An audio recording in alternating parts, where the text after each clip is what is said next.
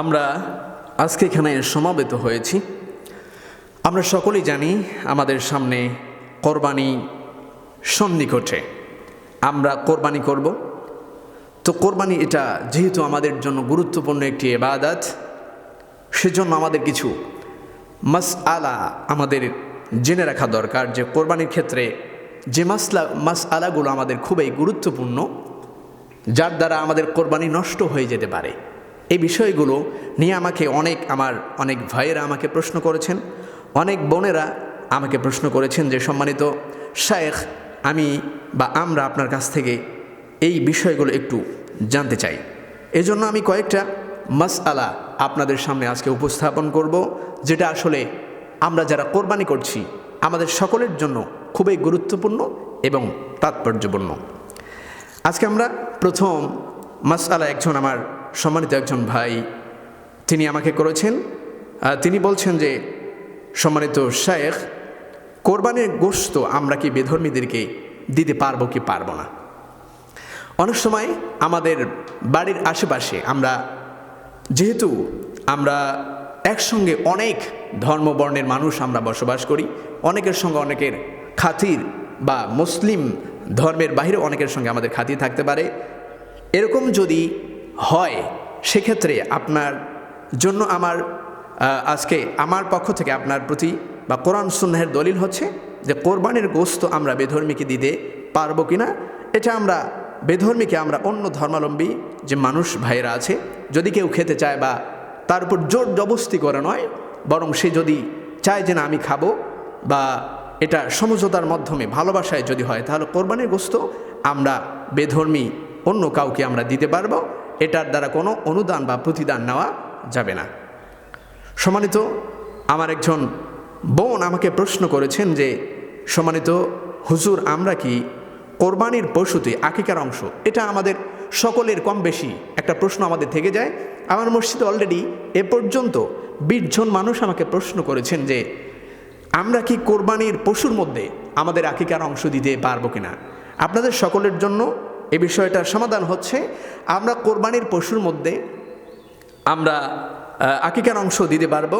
যেমন গরু, মহিষ এবং উটের মধ্যে আমরা কোরবানির এই 3টি প্রাণীর মধ্যে আমরা আকিকার অংশ দিতে পারবো। সেক্ষেত্রে আপনাকে একটা জিনিস খেয়াল করতে হবে, সেটা হচ্ছে যদি আকিকাটা ছেলের জন্য হয় তাহলে উভয় প্রাণীর মধ্যে 2টো অংশ দিতে হবে। অর্থাৎ আপনি যে কোরবানি করবেন আপনার অংশের বাহিরে ছেলে হলে 2টো অংশ দিতে হবে, আর যদি মেয়ে হয় তাহলে কোরবানির পশুর মধ্যে 1টি অংশ দিলে কোরবানির পাশাপাশি আপনার আকিকা যে সুন্নাহ এটা আপনার আদায় হয়ে যাবে। সম্মানিত বোন, আপনি আপনার প্রশ্নের জবাব অবশ্যই আমার ফেসবুকের মধ্যে বা আমার আজকের এই সল এবং জব অনুষ্ঠান দেখলে আপনি সেটা দেখতে পারবেন। আরেকজন আমার বোন নাম হচ্ছে ফাতিমাতুজ জহরা, তিনি আমাকে প্রশ্ন করেছেন যে হুজুর, এক পশুকে অন্য পশুর সামনে, খুব গুরুত্বপূর্ণ তিনি প্রশ্ন করেছেন যে আমরা যে কোরবানি করছি এ সময় আমরা একটা পশুর সামনে অন্য একটি পশুকে জবে করতে পারবো কি পারবো না। সম্মানিত বোন এবং সম্মানিত ভাইরা, আপনাদের সকলের জন্য আমি বলছি, ইসলাম এতটা অমানবিক নয় যে একটি পশুর সামনে অন্য একটি পশুকে জবে করবার জন্য উদ্বুদ্ধ আপনাকে করেছে, বরং সেটা আমরা না জেনেই কিন্তু আমরা এরকমটা করি, বরং এটা সুন্নাতের খেলাফ। একটি পশুর সামনে অন্য একটি পশু কখনোই আপনি জবে করতে পারবেন না। আড়াল করে তারপরে আপনাকে কোরবানির পশুটা অন্য একটি পশুর সামনে জবে করতে হবে। এবং একটি জিনিস আপনাকে মনে রাখতে হবে, জবে করবার সময় প্রাণীকে অতিরিক্ত কষ্ট দেওয়া যাবে না। যেমন ধরেন আমাদের যে ভাইয়েরা কোরবানির এই পশুগুলোকে যারা খাল বা চামড়া যারা ছিলায়, এরা কিন্তু অনেক সময় কষাই, আমরা যাদেরকে কষাই নামে চিনি, তারা প্রচণ্ড কষ্ট দিয়ে পশুটাকে শোয়ায়। এরকমটাও করা যাবে না। পশুটাকে খুব আলতোভাবে সুন্দরভাবে ভালোবাসার নজরে তাকে কোরবানির জায়গায় শয়ন করাতে হবে। খেয়াল রাখবো ইনশাআল্লাহ। দ্বিতীয়, এরপরে আরেকজন আমার বোন তিনি প্রশ্ন করেছেন যে কোরবানির পশুর জবাইয়ের কত সময় পর আমরা চামড়া খানাবো। অর্থাৎ তিনি প্রশ্ন করছেন যে কোরবানির যে পশুটা আমরা জবে করছি এই পশুটা কত সময় পর আমরা চামড়া খসাতে পারবো। আপনার জন্য ফয়সালা হচ্ছে যতক্ষণ না পর্যন্ত কোরবানির পশুটা নিস্তেজ হয়ে না যায়। এক্ষেত্রে আমরা দেখি যে কোরবানির পশু এখনও পর্যন্ত লাড়াছাড়া করছে, কিন্তু হাতের রগ, পায়ের রগ এগুলো কেটে দেয়। এটা মেডিকেল সায়েন্স অনুযায়ী এটা নিষিদ্ধ। এর দ্বারা ওই গোস্তের মধ্যে ব্যাকটেরিয়া জন্ম নিতে পারে। এটা আমাদেরকে মনে রাখতে হবে, যতক্ষণ না পর্যন্ত কোরবানির পশু নিস্তেজ হয়ে না যায় ততক্ষণ পর্যন্ত আমরা তার শরীরের মধ্যে হাত দিতে পারবো না। এটা সম্পূর্ণটাই মাকরু, আপনি সওয়াব থেকে বঞ্চিত হয়ে যাবেন। আমার আরেকজন বোন তিনি আমাকে প্রশ্ন করেছেন যে সম্মানিত শায়েখ, কোরবানির পশু দুর্বল হলে কোরবানি করা কি জায়েজ হবে? সম্মানিত আমার ভাই এবং বোনেরা, আপনাদের সকলের জন্য বলছি, কোরবানির পশু দুর্বল বলতে কেমন দুর্বল? মাসআলার মধ্যে যেটা এসেছে সেটা হলো কোরবানির পশু এরকম দুর্বল যে আপনি যেই জায়গায় তাকে বেঁধে রেখেছেন ওই জায়গা থেকে সে যদি নিজে হেঁটে তার জবে এই স্থান পর্যন্ত যেতে না পারে, এরকম পশু দ্বারা কিন্তু আপনি কোরবানি করতে পারবেন না। এটা আপনার জন্য জায়েজ বা বৈধ হবে না। কেননা আমরা তো এটা আল্লাহর জন্য উৎসর্গ করছি, আল্লাহর জন্য। আল্লাহ বলছেন আল্লাহুল জামিল ওয়া ইউহিব্বুল জামাল। আল্লাহ তাআলা বলছেন আমি সুন্দর এবং সুন্দরকে পছন্দ করি। এক্ষেত্রে আমাদেরকে এই জিনিসটা মারাত্মকভাবে আমাদেরকে খেয়াল করতে হবে, কোরবানির পশুটা একটু সবল হতে হবে, সেক্ষেত্রে আপনার কোরবানি হয়ে যাবে। এরপরে আরেকজন বোন তিনি আমাকে প্রশ্ন করেছেন যে শরীকে কোরবানির গোশত কিভাবে অনুমান করব। খুব গুরুত্বপূর্ণ একটি মাসআলা এবং খুব গুরুত্বপূর্ণ একটি বিষয়। আমরা কোরবানি করছি, অনেক শরীক আছে, এক্ষেত্রে আমরা কোরবানির এই পশুর গোশতটা কিভাবে আমরা বন্টন করতে পারি? চূড়ান্ত ফায়সালা হলো কোরবানির এই গোশত, শরীকদের এই গোশতটা আনুমানিকভাবে বা এরকম করে ভাগা দিয়ে কিন্তু এটা ভাগ করা যাবে না। অবশ্যই আপনাকে বা আপনাদেরকে এটাকে মাপ যোগ করেই 19 এবং 20 করা যাবে না, 20-20 করে বন্টন করতে হবে। অন্যথায় এই গোশত বন্টন করা কিন্তু আপনার জন্য বৈধ বা আপনাদের জন্য বৈধ হবে না, জায়েজ হবে না। এরপরে আমাকে প্রশ্ন করা হয়েছে যে কোরবানির পশু থেকে জবেহ করবার আগে কোনো উপকৃত হওয়া যাবে না, যাবে কি না? যেমন আপনি একটা গাভী নিয়ে এসেছেন, কিন্তু তার দুধ দহন করতে আপনি দেখছেন যে দুধের ওলানটা এরকম বড় হয়ে গেছে, আপনি দহন করতে পারবেন। হ্যাঁ, আপনি করতে পারবেন, কিন্তু এটাকে আপনি নিজের জন্য, খেদমতের জন্য বা খাওয়ার জন্য এটা ব্যবহার করতে পারবেন না। এটাকে আপনাকে এর সমপরিমাণ অর্থটা আপনাকে সদাকা করে দিতে হবে। কোরবানির পশু থেকে কোনো উপকার নেওয়া যাবে না, এটা চূড়ান্ত ফয়সালা।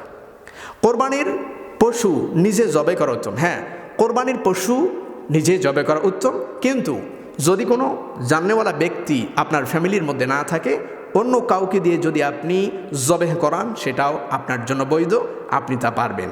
এক্ষেত্রে একটি অতিরিক্ত বার্তা আমি আপনাদের জন্য বলছি, সেটা হচ্ছে যে ব্যক্তি কোরবানি করছে, যে ব্যক্তি কোরবানি দাতা, অবশ্যই ওই ব্যক্তিকে ওই স্থানের মধ্যে অবস্থান করতে হবে বা উপস্থিত থাকতে হবে।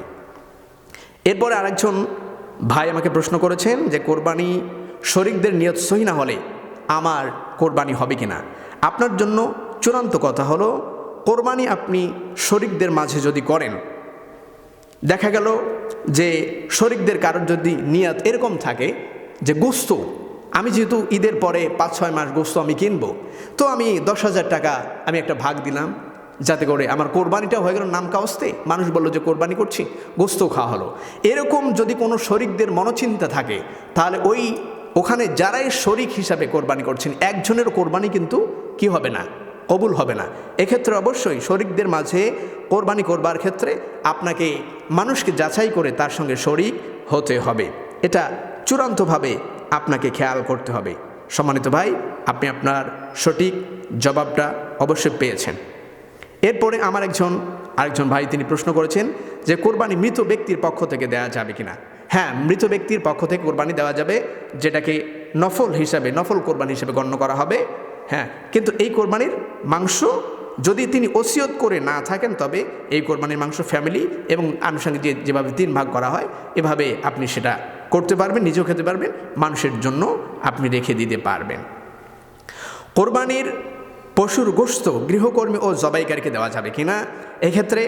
এক্ষেত্রে আপনাদের জন্য আমার পরামর্শ হচ্ছে যে কোরবানির জবেকৃত পশুর গোশত গৃহকর্মী অথবা জবেকারীকে দেওয়া যাবে, কিন্তু সেটাকে পারিশ্রমিক হিসেবে দেওয়া যাবে না, হাদিয়া হিসাবে আপনি যদি দিতে পারবেন তাহলে আপনার কোরবানির কোনো সমস্যা হবে না, এটা জায়েজ আছে।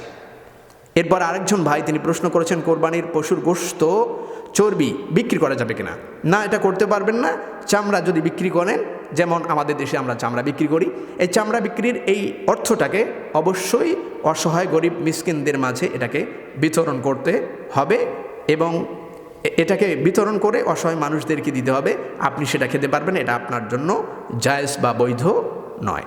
আরেকজন ভাই তিনি আমাকে প্রশ্ন করেছেন কোরবানি মৃত ব্যক্তির পক্ষ থেকে, ওই যে আমি বললাম মৃত ব্যক্তির পক্ষ থেকে কোরবানি দেওয়া যাবে, সেক্ষেত্রে আপনি ওই গোশত বা মাংস আপনি খেতে পারবেন, মানুষকেও দিতে পারবেন। কিন্তু মৃত ব্যক্তি যদি ওসিয়ত করে যায় যে আমার নামে কোরবানি দেওয়ার জন্য, আমাকে উপলক্ষ করে আল্লাহ তাআলার সন্তুষ্টির জন্য কোরবানি করবেন, এটা আপনি দিতে পারবেন। কিন্তু ওসিয়ত করা কোরবানির মৃত ব্যক্তির পক্ষ থেকে দেয়া কোরবানি, এই গোশত এই মাংসটা কিন্তু ফ্যামিলির কেউ খেতে পারবে না, এটা অসহায় গরিব মানুষদের মাঝে এটা বন্টন করে দিতে হবে, এতে মিসকিনদের মাঝে এটা সদাকা করতে হবে। আরেকজন ভাই প্রশ্ন করেছেন কোরবানির পশুর কান বা লেজ যদি কাটা থাকে তাহলে কি কোরবানি বৈধ হবে বা জায়েজ হবে? হ্যাঁ সম্মানিত ভাই, যদি পশুর লেজ বা কান অর্ধেক বা এর চেয়ে বেশি হয় সেক্ষেত্রে কিন্তু কোরবানি জায়েজ হবে না। যদি অর্ধেকের কম হয় অথবা জন্মগত হয় সেক্ষেত্রে আপনি কোরবানির এরকম পশু যদি আপনি ক্রয় করেন তাহলে আপনার কিন্তু কোরবানি হয়ে যাবে, কোরবানি কোনো সমস্যা হবে না। কোরবানি শরীকদের উপার্জন হালাল যদি না হয়, হারাম হয়, সেক্ষেত্রে কোরবানি হবে কি? হ্যাঁ অবশ্যই গুরুত্বপূর্ণ একটি, আমাদের সমাজে যারা কোরবানি করছে অনেকে লাভের উপর টাকা নিয়ে কোরবানি করে, লাভের উপর টাকা নেয়, বলে যে আমার একটু হাতটা ভালো না, তো আমি ব্যাংকের মধ্যে গিয়েছি পাইনি, তো তুমি আমাকে কিছু টাকা দাও। কয় আমি তো টাকা তো ভাই আমি তো এমনি দিতে পারবো না, তো আমাকে কিছু দিতে হবে। উনি বললো আচ্ছা ঠিক আছে, যেহেতু আমার কোরবানি আমার উপর ওয়াজিব, আমি তো অর্থশালী মানুষ, এক্ষেত্রে কিন্তু কোরবানি জায়েজ হবে না। লাভের উপর টাকা নিয়ে কোরবানি করা সম্পূর্ণটাই হারাম এবং আপনার শরীকদের কারোর যদি উপার্জনের এই অর্থটা যদি হারাম অর্থ হয় তাহলে কিন্তু একজন শরীকের কারোর কিন্তু কোরবানি হবে না, সহি হবে না। এই জন্য কোরবানি করবার ক্ষেত্রে যে মানুষদের সঙ্গে আপনি কোরবানি করছেন তাদেরকে অবশ্যই খোঁজ খবর নিয়ে তার সঙ্গে আপনাকে কোরবানি দিতে হবে। আরেকজন আমাকে প্রশ্ন করেছেন যে কোরবানির পশুতে আকিকার অংশ রাখা যাবে। হ্যাঁ আমি বলেছি কোরবানির পশুতে আকিকার অংশ রাখা যেতে পারে। আপনি ছেলে হলে দুটো অংশ রাখতে হবে, মেয়ে হলে একটি অংশ রেখে দেবেন, আপনার কোরবানি হয়ে যাবে এবং আলাদাভাবে আপনাকে কোরবানির ভাগ দিতে হবে। কোরবানি কয় ভাগে দেওয়া যায়? জায়েজ কয় ভাগে দেওয়া যায়? এক্ষেত্রে গরু মহিষ এবং উটের ক্ষেত্রে আপনি 7 ভাগে কোরবানি দিতে পারবেন অথবা 7 ভাগের নিচেও দেয়া যাবে, কিন্তু 7 ভাগের উপরে নয়, 1/7 বা এর নিচে আপনি কোরবানি দিতে পারবেন। আরেকজন আমাকে প্রশ্ন করেছেন যে কোরবানির পশুর বয়স কত হতে হবে? এক্ষেত্রে খুবই গুরুত্বপূর্ণ। উটের ক্ষেত্রে আপনাকে 5 বছর অতিক্রম হতে হবে, 5 বছর হতে হবে। গরু এবং মহিষের ক্ষেত্রে 2 বছরের কম হলে কিন্তু কোরবানি হবে না। ছাগল, ভেড়া, দুম্বা এক্ষেত্রে 1 বছর। তবে একটি জিনিস খুবই গুরুত্বপূর্ণ, সেটা হচ্ছে ভেড়া এবং দুম্বার ক্ষেত্রে যদি 6 মাসের মধ্যে সেটা বছরের সমতুল্য হয়, দেখতে এরকম মনে হয়, তাহলে সে ভেড়া এবং দুম্বা দ্বারা কোরবানি আপনি করতে পারবেন। 1 বছরের নিচে হলেও যদি সেটা দেখতে 1 বছরের মতো হয়, কিন্তু ছাগলের ক্ষেত্রে পরিপূরক 1 বছর হতে হবে, অন্যথায় ছাগল বা খাসি দ্বারা কোরবানি বৈধ হবে না বা জায়েজ হবে না। কোরবানি কার উপর ফরজ?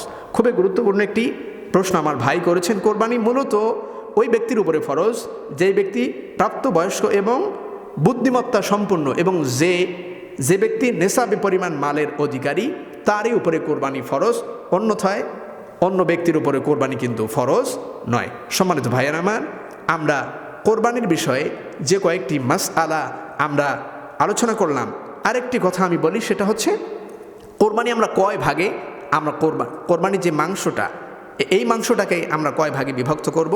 এক্ষেত্রে আল্লাহ তাআলা কোরআনে বলছে ফাকুলু মিনহা ওয়া আত'ইমুল কানিআ ওয়াল মু'তাররা। অন্য আয়াতের মধ্যে আল্লাহ তাআলা বলছেন ফাকুলু মিনহা ওয়া আত'ইমুল বাঈসাল ফাকির। আল্লাহ তাআলা বলছেন যেহেতু এখানে আল্লাহ তাআলা তেনার সৃষ্টিগতভাবে আল্লাহ তাআলা এই পৃথিবীর মধ্যে গরিব অসহায় মানুষ সমস্ত কিছু মিলেই আমাদের সমাজে মানুষ বসবাস করে। এই উভয় আয়াতের দৃষ্টিকোণ থেকে আমরা যা জানতে পারি যে কোরবানির মাংস নিজে খাবে এবং তার আত্মীয়স্বজন এবং অসহায় মানুষকে যেহেতু দিতে হবে, এক্ষেত্রে আমরা 3 ভাগ বললেও বলতে পারি। তবে 3 ভাগ এটা একবারে খুব গুরুত্বপূর্ণর সাথে বলা যাবে এরকমটা নয়।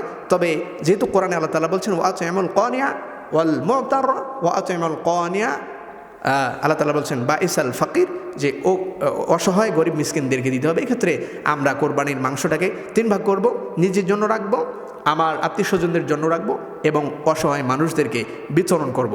আল্লাহ তাআলা আমাদের সকলকে এবছরের এই কোরবানিটা আল্লাহ তাআলার জন্য লা ইয়ানালুল্লাহু লুহুমুহা ওয়ালা দিমাউহা ওয়ালাকিন ইয়ানালুত তাকওয়া। আল্লাহ যেহেতু অন্তরের খবর আমাদের জানেন, আমাদের অন্তর যেহেতু আল্লাহ তাআলা এর মাধ্যমে তাকওয়া পরীক্ষা আমাদেরকে করছেন, আমরা যেন পরিপূরক আল্লাহর জন্য কোরবানিটা করতে পারি। আল্লাহ তাআলা আমাদের সকলকে তাওফিক দান করুক। আসসালামু আলাইকুম ওয়া রাহমাতুল্লাহ।